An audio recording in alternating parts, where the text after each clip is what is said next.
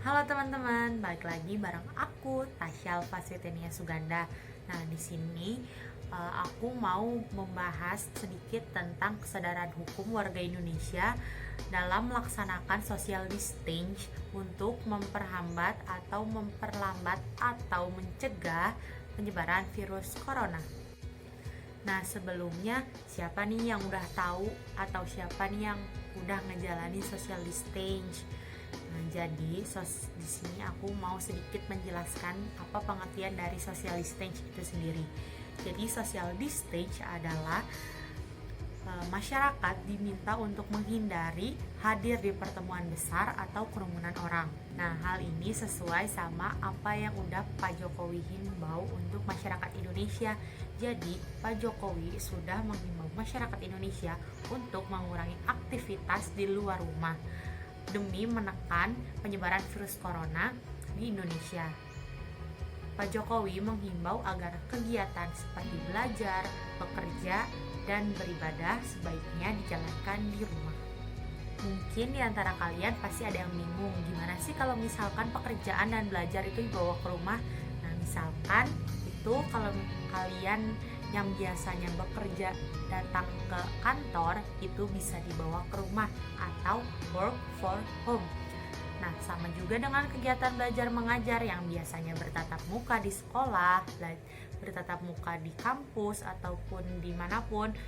Nah, sekarang itu sudah berbasis online, seperti menggunakan media-media aplikasi yang sudah disediakan atau yang mudah diakses oleh baik untuk guru maupun siswa. Nah, hal-hal itu yang dapat kita lakukan untuk tetap menerapkan social distancing. Nah, kesadaran hukum masyarakat Indonesia terhadap social distancing ini belum seutuhnya dan belum semuanya dapat menerapkan. Sebenarnya bukan hanya social distancing, tapi ada physical distancing. Nah, jadi perbedaan antara social distancing dan physical distancing adalah jika social distancing itu dilarang untuk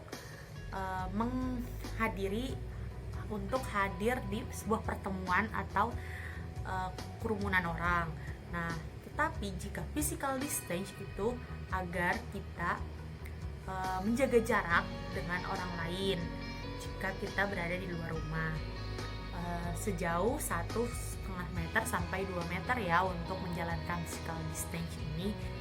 Nah, social distancing maupun physical distancing ini tanpa terkecuali harus dilaksanakan oleh kita semua. Jadi teman-teman, banyak banget hal-hal yang harus kita perhatikan untuk menghadapi wabah ini.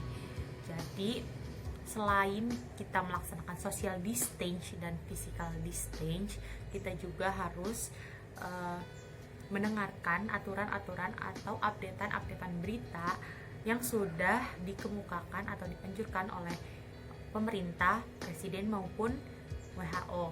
Seperti yang tadinya menggunakan masker hanya untuk yang mengalami flu, sakit ataupun yang lainnya, tapi untuk saat ini karena darurat COVID-19 ini kita yang sehat pun harus menggunakan masker jika kita berada di luar rumah.